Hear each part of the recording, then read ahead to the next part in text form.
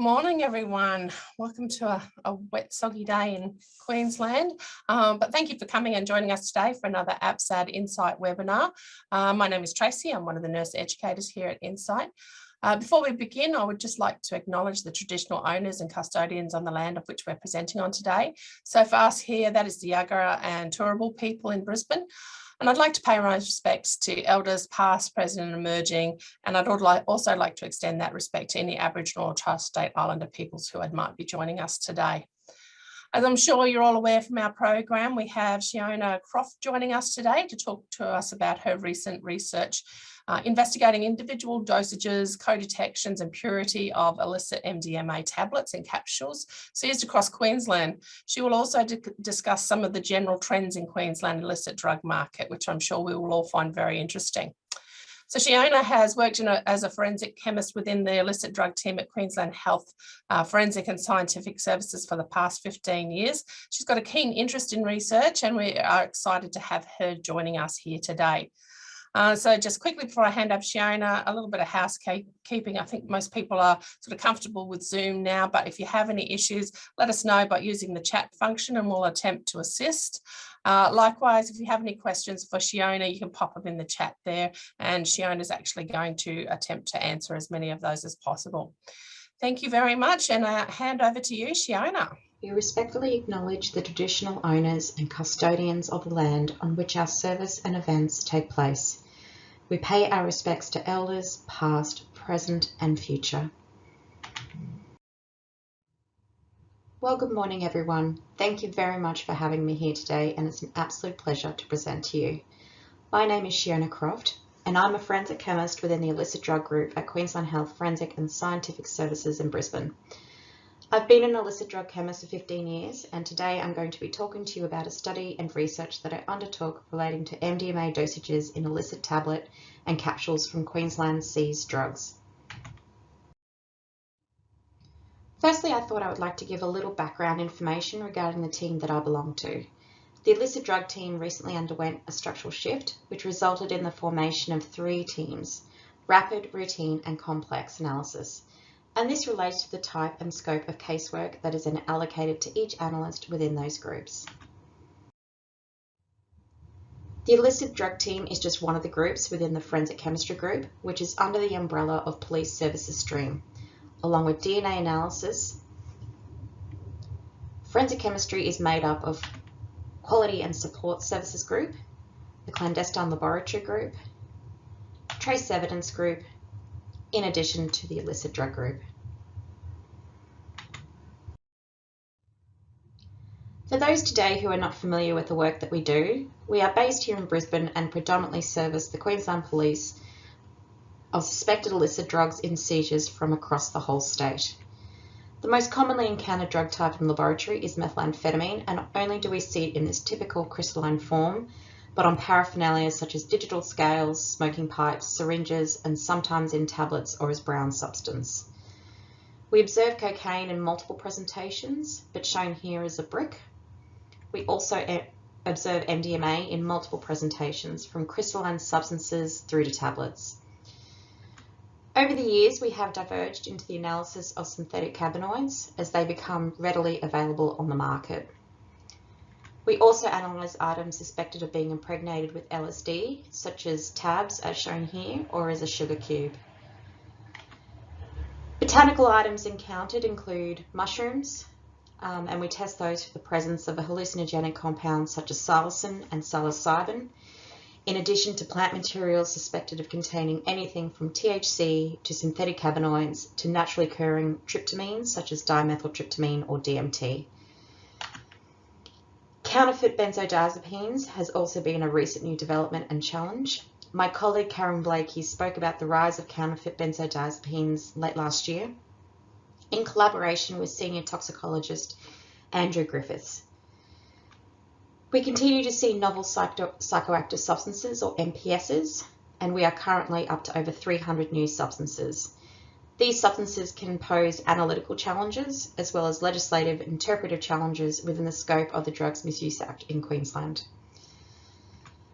We have also continued to see submissions of food products such as lollies, that have been either impregnated or dosed with illicit substances ranging from THC, LSD or benzodiazepines. Interesting new capsule shells that we've seen with designs ranging from Heisenberg, WhatsApp, Bitcoin and Super Mario Brother mushroom designs.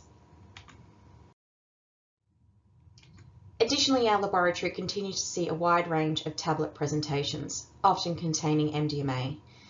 Looking at some of the examples of high dosage tablets at the bottom of the picture, you can see an array of shapes, colours and logos.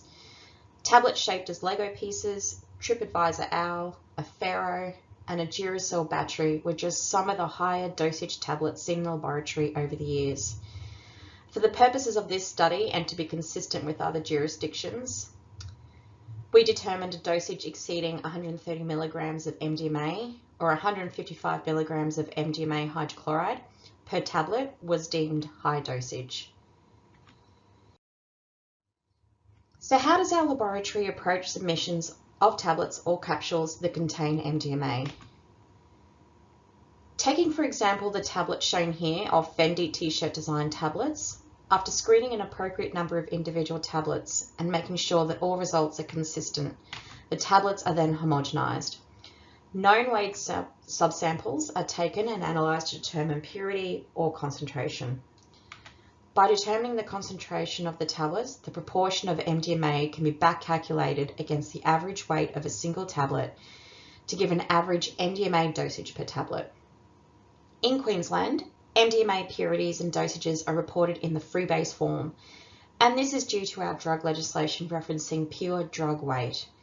MDMA, however, would be typically be encountered as a hydrochloride salt. The difference between the two forms is that the base form represents approximately 84% of the salt form. For the purposes of this presentation, I will report both the freebase and the corresponding equivalent hydrochloride salt forms. And this will be relevant when I discuss the higher dosage tablets later on in the presentation. And just for interest's sake,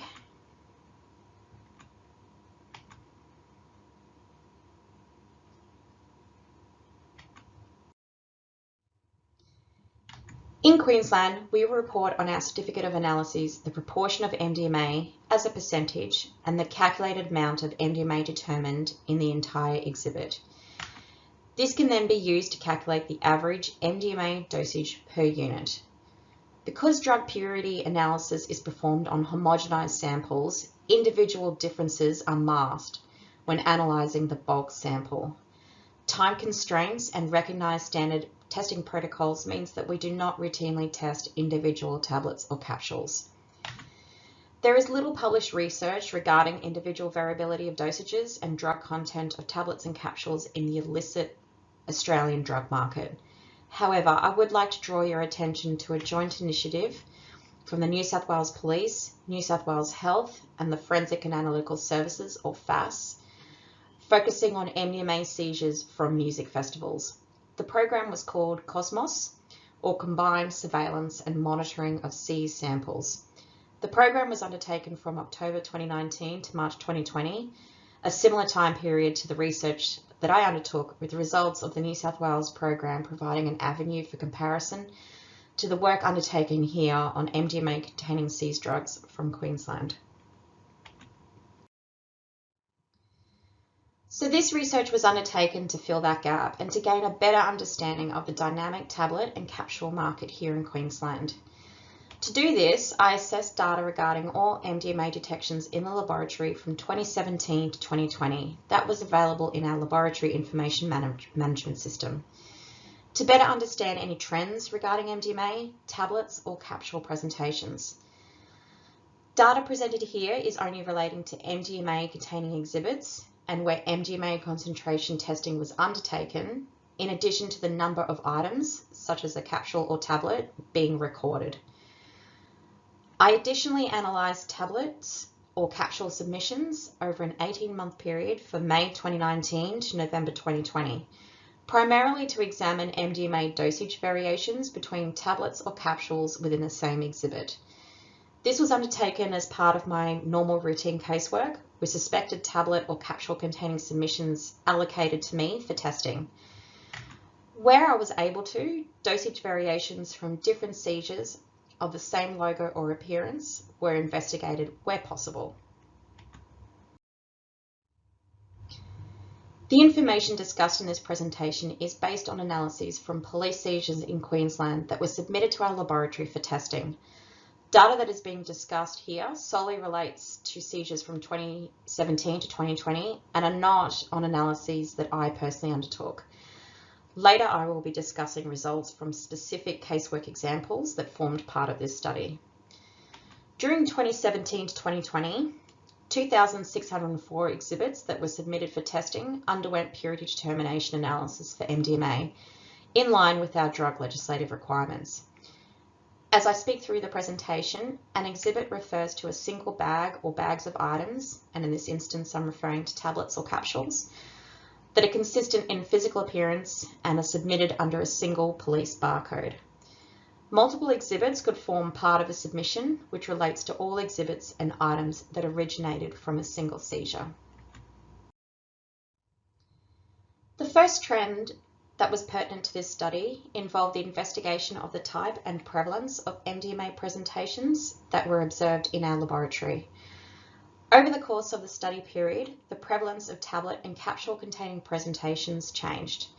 In 2017, the most commonly encountered MDMA presentation was tablets, representing 42% of MDMA containing presentations. Since 2018, this has shifted, however, to crystal powder presentations being the most commonly encountered, increasing from 33.3% to 75.7%. The prevalence of MDMA capsules remained generally consistent during this time. However, there was a notable decrease observed in 2020. Investigating trends relating to MDMA concentration was also carried out. The average MDMA concentration increased for all the MDMA presentations studied here over the study time period from 2017 to 2020. Average MDMA concentration with capsule presentations increased from 42.8% to 63.3%. For crystal or powder presentations, similarly, average MDMA concentrations increased from 43.4% to 61.3%. Whilst tablet presentations averaged a lower proportion of MDMA, average MDMA concentrations within these tablet presentations also increased from 13.7% to 21.8%.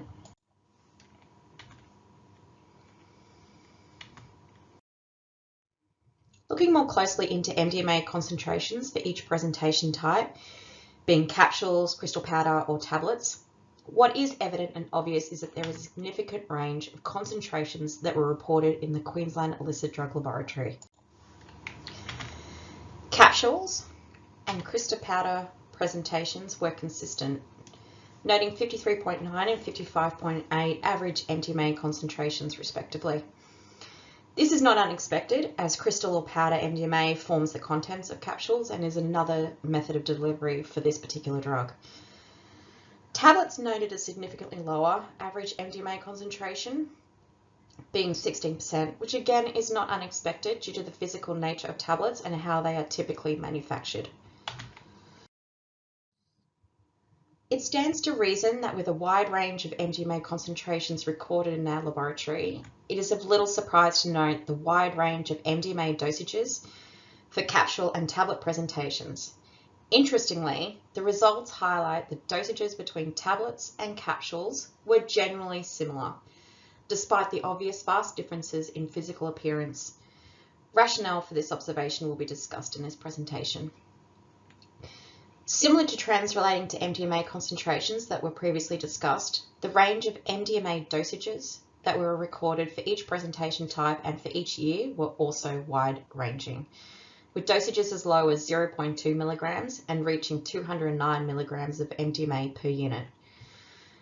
On the left-hand side in the blue section relates to capsule MDMA dosage data from 2017 to 2020. In particular, and in line with a noted increase in MDMA concentrations, an increase in average MDMA dosage was also observed from 41.3 to 56.9 milligrams of MDMA per capsule. The greatest dosage of MDMA within a capsule was observed in 2018 with 185.6 milligrams of MDMA per capsule. Similarly, on the right-hand side in the green section, average dosages of MDMA within tablets also increased from 2017 to 2020, from 51.5 to 66.6 milligrams of MDMA per tablet. The greatest dosage of MDMA within a tablet was observed also in 2018 in tablets marked with plata plomo. The dosage was determined to be 209 milligrams of MDMA per tablet or 248 milligrams of MDMA hydrochloride per tablet. Generally speaking, it was observed that tablets of similar design originated from a single seizure were consistent in MDMA dosage.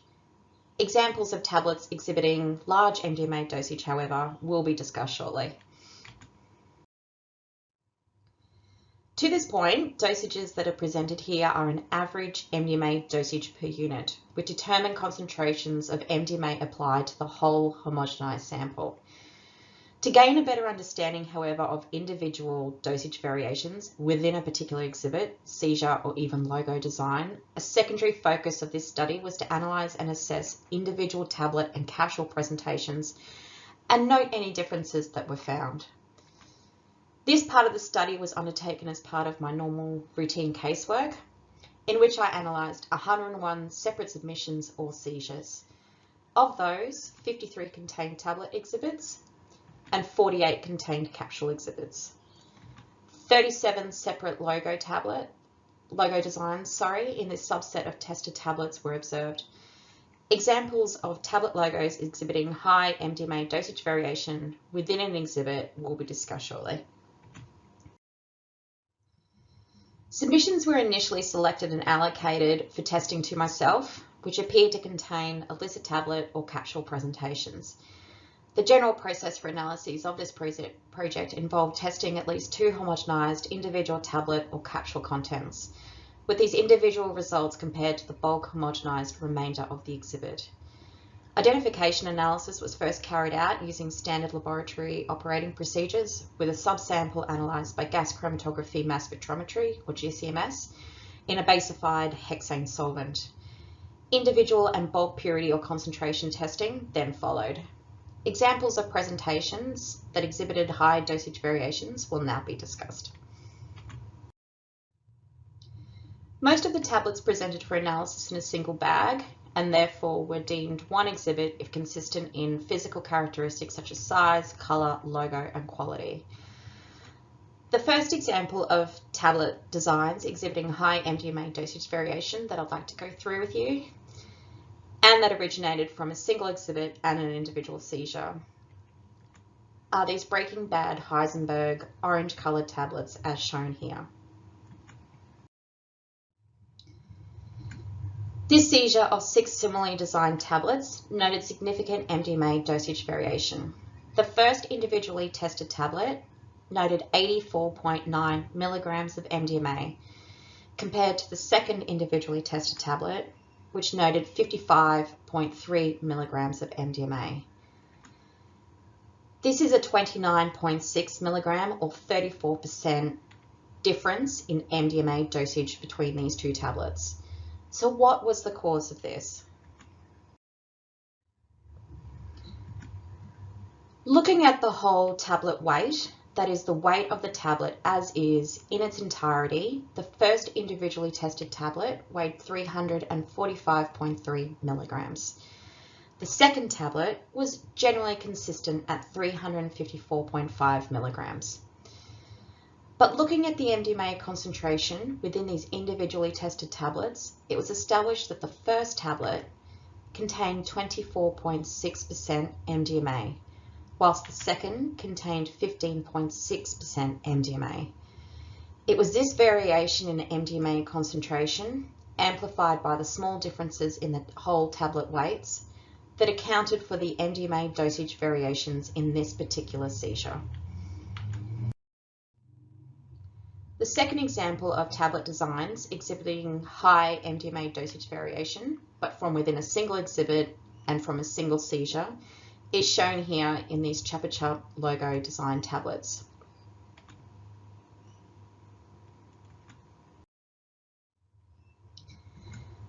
Looking at this separate seizure of 30 chump design tablets from 2019, 3 individually tested tablets from the same exhibit noted different MDMA dosages. Similar to the Heisenberg tablet example just previously given, the first 2 individually tested tablets recorded generally consistent results of 74.6 and 71.7 milligrams of MDMA per tablet, respectively. The third tablet, however, contained 55.9 milligrams of MDMA, an 18.7 milligram or 21% difference in MDMA dosage. It should be reiterated that these tablets all presented similarly with no discernible physical differences within a single exhibit and from a single seizure. So again, what was the primary reason for these different MDMA dosages? Looking at the whole tablet weights, the 3 individually tested tablets were all consistent in weight at around 392 to 395 milligram range.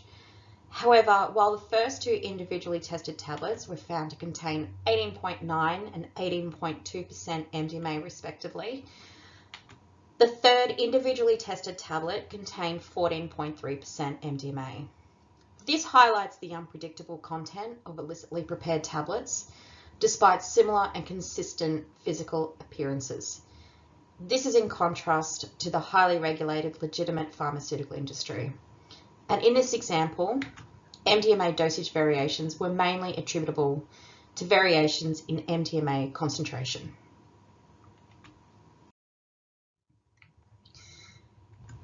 Blue versions of chump design tablets were subject to a New South Wales health alert in 2020 due to the high dosage, being an average of 188 milligrams of MDMA per tablet, and variable nature of this tablet design.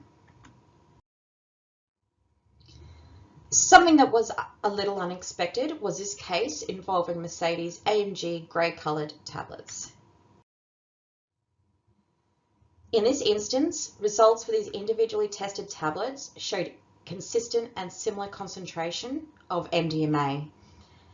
However, MDMA dosages between the 2 tablets varied by 30.6 or 23%, ranging from 104.4 to 135 milligrams of MDMA per tablet.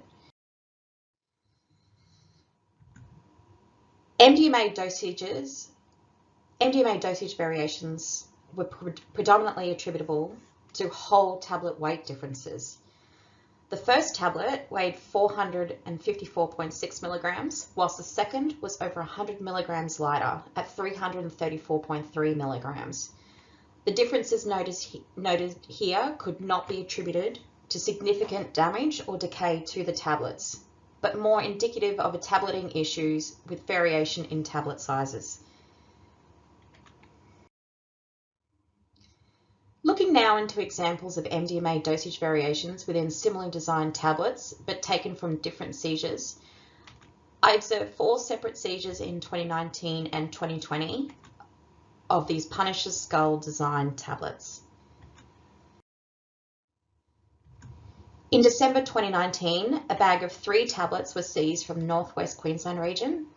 Later in December 2019, a separate seizure of 18 tablets originated from the Southeast Queensland region. In mid-2020, nearly 6 months later, another seizure of 12 tablets was taken from Far North Queensland region. And finally, a single tablet was seized in late June 2020 from the North Queensland region. All the tested tablets presented in this example contained a combination of MDMA and eutalone. Eutalone is a synthetic cathinone drug with a chemical structure similar to that of MDMA. However, it's not specifically listed in our Queensland drug legislation.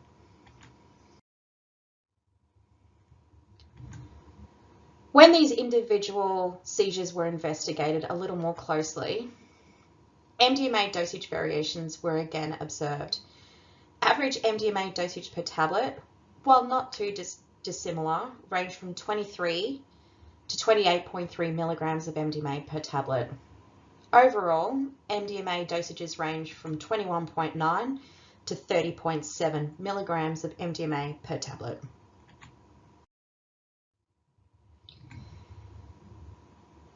You'll notice that 3 of the seizures are reporting generally consistent concentrations of MDMA within the tablets. However, seizure 3 recorded a lower percentage of MDMA. This contributed to seizure 3 reporting a lower MDMA dosage. To explore this further, a look at the tablet weights revealed not only the variation again when observing illicitly made tablets, but that the average tablet weight of seizure 3 was actually higher than 2 other seizures, namely seizure 1 and seizure 4. In the example of seizure 3, the reduced concentration in MDMA when compared to the other seizures was the contributing factor in the reduced MDMA dosage observed for that particular seizure. Overall, however, a combination of tablet weight differences and variations in the MDMA concentration both contributed to overall MDMA dosage variations that were observed. It should also be noted that while eudalone, which was present in these tablets, purity determination of eudalone was not carried out in these tablets, which is in line with our Queensland legislation.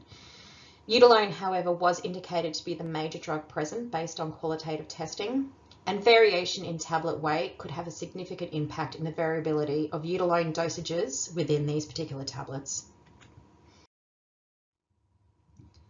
In the next example involving Snapchat logo tablets, I was fortunate to encounter different exhibits from the same seizure containing these tablet designs, as well as different seizures containing these tablets. I've included this example not necessarily for the variation that was observed, but as only a handful of tablet logos that I came across that originated from both different exhibits from the same seizure and from completely separate seizure, I thought important to include.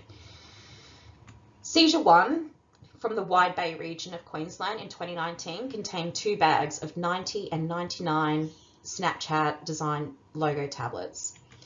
Seizure 2 from the Greater Brisbane area of Queensland in 2019 contained 4 bags of 100, 19, 115 tablets.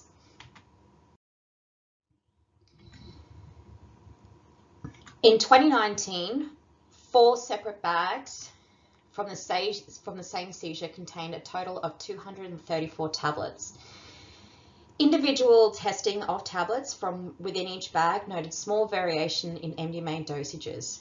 Interestingly, average dosages within each bag were generally similar at 55 to 59 milligrams of MDMA per tablet. However, individually tested tablets from within each bag varied in MDMA dosage, from 49.8 to 61.4 milligrams of MDMA per tablet, or approximately 19% dosage variation. This detail would otherwise not be known had individual tablets not been tested, but rather the whole bag of tablets homogenized and tested as per our normal operating procedures. So what was the main contributing factor to the variation in dosages from this one particular seizure?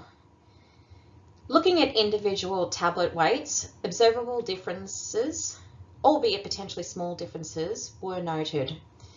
Overall, tablet weights varied from 387.4 to 406.9 milligrams.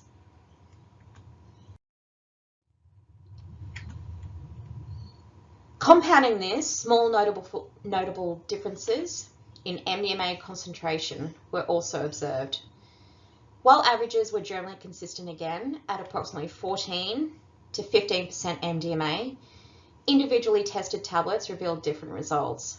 Bag A, for example, noted a 2% difference in MDMA concentration, equating to a 7.7 milligram MDMA per tablet difference. The remaining bags also noted modest differences. I draw your attention to these tablets again in this example, not necessarily because of any significant differences, but because of the fact these tablets were observed in several seizures, and I was curious as to any differences that may be present across these seizures. When the 2 seizures are compared to each other to investigate any potential differences that might be present within the same logo, but from different seizures, variability again was observed. MDMA dosages varied in seizure 1 by 16%, from 53.4 to 63.4 milligrams of MDMA per tablet, whilst the second seizure varied in dosage by 19%, as previously discussed, from 49.8 to 61.4 milligrams of MDMA. Looking at the difference in MDMA concentration, again, variability was noted. Seizure 1 varied from 13.4 to 15.9%, while seizure 2 varied from 12.6 to 15.7%.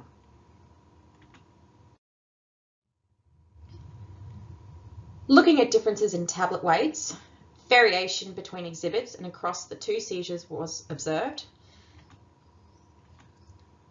Seizure 1 varied from 392.2 to 407.3 milligrams, while seizure 2 varied from 387.4 to 406.9 milligrams. Whilst tablets were selected for testing based on their physical appearance and that tablets appeared intact and whole with no discernible damage, variations due to undetectable damage to the tablets can't be discounted and highlights the nature of tablets and their potential susceptibility to weight loss if damaged. Potential tableting issues during manufacture could also contribute to this inconsistency. Overall, however, MDMA dosage variations within this logo were mainly attributable to a combination of tablet weight differences and MDMA concentration fluctuations. And that brings me to a final point regarding tablets, that in general terms, MDMA dosage variations results from differences in tablet weights compounded by MDMA concentrations within the tablets.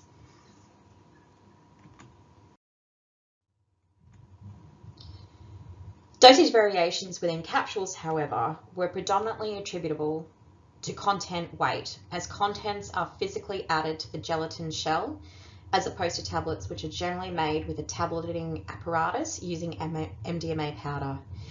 Concentration of MDMA within capsules was generally consistent. However, capsule content weight varied widely, averaging 88.2 milligrams per capsule, but ranging from 12.6 to 169.9 milligrams. As an example, in 2020, a seizure of capsules from the Wide Bay Burnett region of Queensland was submitted to our laboratory for testing. 3 physically indistinguishable capsules from a single bag from this seizure were individually tested.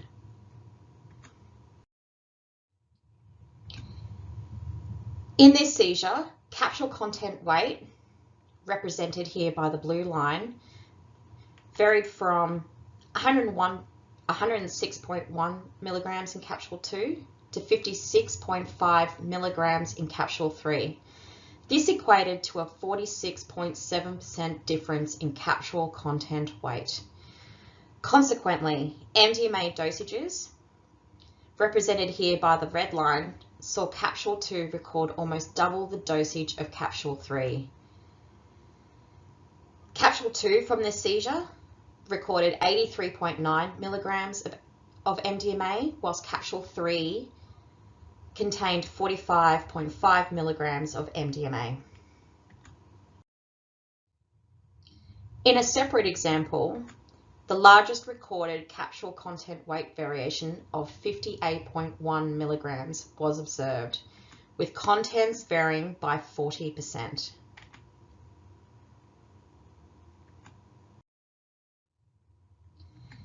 In this seizure of 10 capsules, capsule content weight ranged by 40%, as previously mentioned. Individually tested capsules recorded inconsistent MDMA concentration, represented by the green line, ranging from 18.7 to 27.3%. Whilst dosages, represented here by the red line, were relatively consistent, it is interesting to note that the individually tested capsule that recorded the highest content weight, capsule 2, recorded the lowest MDMA purity. But again, this seizure highlights the unpredictability of illicitly prepared capsule presentations. A second example of 46 capsules obtained similar results, with content weight, represented by the blue line, varying by 43%. While consistently high MDMA purity was noted in these tested capsules, represented by the green line, MDMA dosages, represented by the red line, varied from 46.8 to 75.8 milligrams of MDMA as a result of content weight variations. Capsule 3, as a result, recorded an MDMA dosage approximately 60% less than Capsule 1.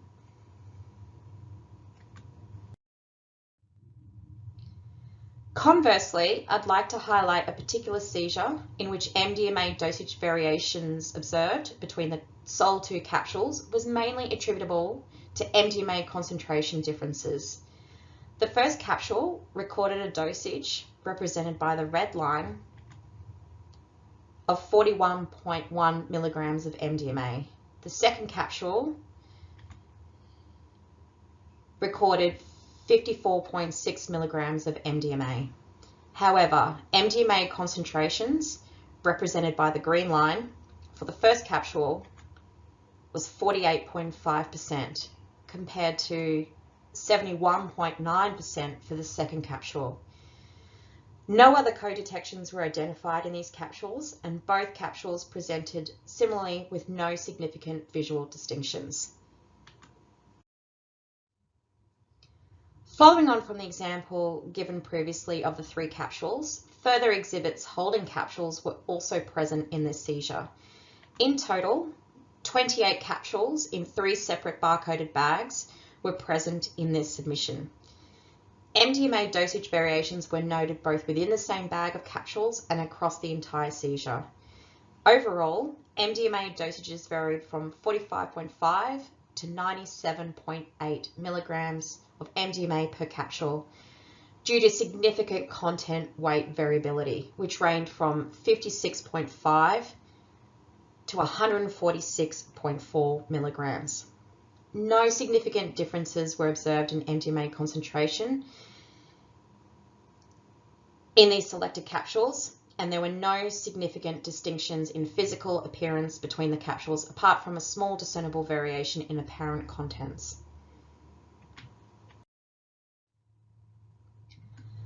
Finally, in a separate seizure of 31 capsules in 4 separate bags, significant dosage variations were again observed, with some capsules recording approximately double the dose of others. MDMA dosages ranged from 62.8 milligrams in bag D to 124.5 milligrams of MDMA per capsule in bag B. Capsule content weights were wide-ranging, recording as low as 80.8 in bag D to 161 milligrams in bag B, with these inconsistent content weights the primary cause of the varying dosage from this seizure, as no significant variation in MDMA concentration was found. Looking back at the data from 2017 to 2020 and observing other notable trends relevant to the scope of this study, such as the incidence of high dosage MDMA presentations, it was determined that 547 separate exhibits represented 137 different tablet logo or designs. 12.9% of all tablets that underwent purity analysis were found to have a high dosage of MDMA. For the purposes of this presentation and study, and to be consistent with other jurisdictions and publications, like I previously mentioned, I'd like to reiterate that high dosages are those that exceed 130 milligrams of MDMA or 155 milligrams of MDMA hydrochloride per tablet. Taking a look at some of these high dosage presentations, some interesting examples are given here. Plateau Plomo, which I previously mentioned, recorded the highest dosage of MDMA per tablet at 209 milligrams of MDMA or 248 milligrams of MDMA hydrochloride per tablet. Philip Plein and Skull Design tablets, the second across, also exhibited a range of high MDMA dosages from 172 to 197 milligrams of MDMA per tablet. And this was because multiple seizures of this tablet design occurred. Likewise, the pentagonal Punisher-shaped tablets exhibited a wide range of high-dose MDMA from 147 to 194 milligrams of MDMA per tablet. Higher dose capsules were more uncommon, representing only 1.6 of capsule presentations. The highest MDMA capsule dosage was 185.6 milligrams, as previously mentioned, or 220.7 milligrams of MDMA hydrochloride per capsule. The highest dosage MDMA tablet designs were Mark Platter Plomo, with a total of 4 separate exhibits tested in 2018, which originated from 2 different seizure submissions. Colour variations were noted, with the first seizure noting grey tablets and the second containing blue. MDMA concentrations, represented here by the blue bars, across all Platter Plomo tablets were generally consistent, with dosages ranging from 203 to 209 milligrams of MDMA per tablet.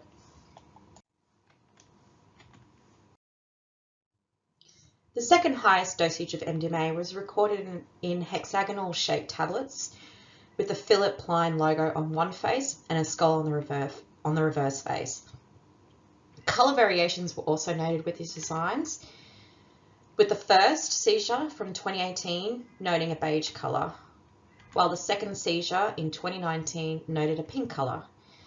Variations in MDMA dosages across these 2 seizures range from 172.3 to 197.8 milligrams of MDMA per tablet.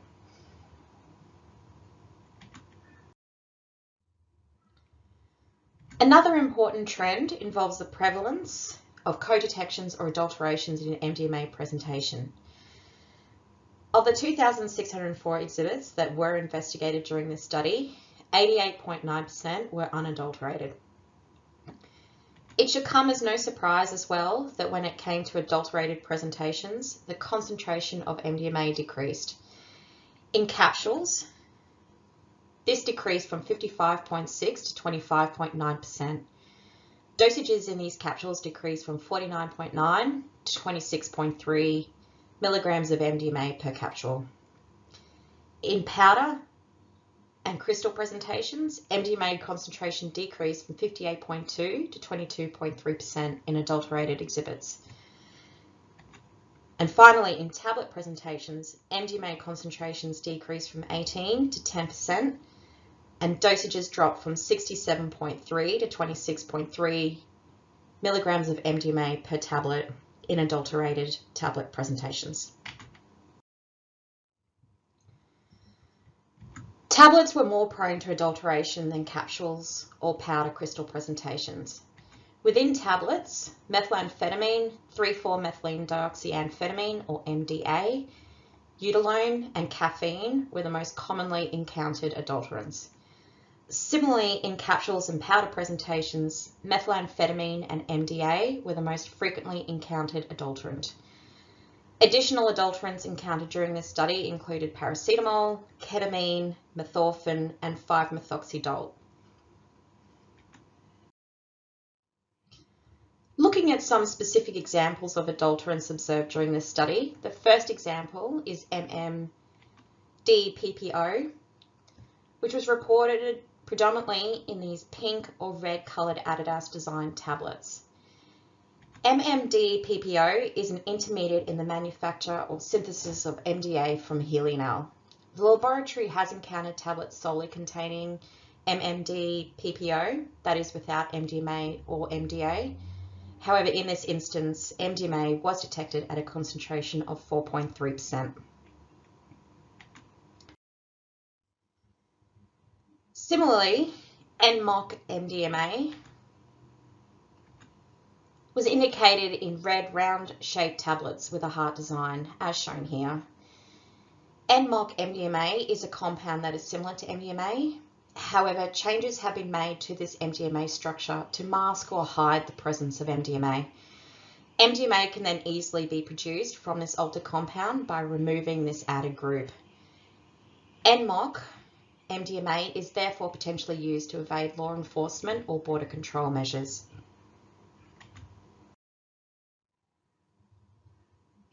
And this brings me to the conclusion and outcomes of my study. This study examined both available data from 2017 to 2020, as well as analyses of routine casework to better understand trends associated with tablet and capsule presentations that were seized here in Queensland. The laboratory has noted a shift from tablet presentations, which were more prevalent in 2017, to crystal and powder presentations since 2019. Compared to 2019, 2020 witnessed a decrease in prevalence of all types of MDMA presentations. Average MDMA concentrations increased in all presentation types. However, concentrations were notably higher in capsule and crystal presentation forms. Consequently, MDMA dosages increased in both tablet and capsule presentations during this time. Both presentations demonstrated wide dosage variability. Tablets from the same seizure were generally consistent, however, some large variations were observed and were discussed in this presentation. MDMA dosages in tablets were mainly attributable to differences in tablet weight and fluctuations in MDMA concentration within the tablets. Dosage variation within capsules, however, were more likely a result of significant differences in capsule content weight and were more likely to contain high purity MDMA. Tablet presentations were more likely to be adulterated than capsules. This addition of potentially psychoactive adulterants to MDMA, along with the variable and potentially high MDMA dosages previously discussed, may contribute to an increased risk of adverse health events, and this would be especially relevant where users consume multiple units of drugs. Thank you so much for the opportunity to present this work to you all today. I am very happy to answer any questions that you may have. Please enjoy the rest of your day, and thank you so much. That was really excellent. Thanks, Shiona. Excuse me. I think for me anyway, that whole harm reduction is going to be a really good thing for me, taking away as a clinician to be able to use with our clients, sort of discussing those changes in the and variations within the different products, etc. Good one just to use in our brief interventions and everything. So that was really well done. You sort of said that capsules sort of had more of the better concentrations, I suppose, so less variables and less additives. Is there, when we go into that harm reduction, is there going to be one better than the other? I mean, is one going to be less? I'm sort of looking at the tablets and thinking, well, at least you can break them up, but then they could have more additives into it, etc., etc. Yeah, look, that might be a hard question for me to answer as a chemist, but yeah, look, definitely the capsules that we looked at, certainly less likely to be adulterated, certainly less likely to have other components in them, and were more likely to be high purity MDMA. In terms of harm reduction, I think I'd have to leave that to your expertise. I would hate to venture a guess on what would be the best course of action as a chemist and not as a person with your expertise in that area. Sure, definitely something our clients. Yeah, they're just so variable and so unpredictable. I was very surprised by some of the results that I did get. So yeah, I would definitely leave the harm reduction to your expertise, if that's okay. You said that there's sort of been a reduction in the amount of seizures in the last couple of years. Yeah. Has there been sort of any, I know you're on the chemist side of it, but has there been any sort of idea as to why is it harder to get? Or is it just you're not really sure? I'm not 100% sure. I have a feeling that the effects of COVID and all the lockdowns across the world probably had an impact on, supply chains and that sort of thing. But that is pure speculation. It was just interesting to note that we did receive less work also during 2020 with lockdowns and things like that. So, which is to be expected. No, well, I think everybody's taking that in. That was a lot of information. They're really Yes. good, but really good information. Good to, I'm glad. and I mean, I knew there was a lot of different variations in the way they showed up and what they looked like. Yes. But to see there was even more than I even realised in there. So that was really, really good. I think it's going to be very valuable in practice looking Wonderful. at that. So thank you very much, Shiona. Thank you for joining us. You're so welcome. And we have got in the chat there for anybody that wants to access the PDF. You can get that through the link that's been provided in the chat there. And also we do have, just a reminder, a toolkit and some e-learnings on MDMA on our Insight page that you can access to get a bit more information.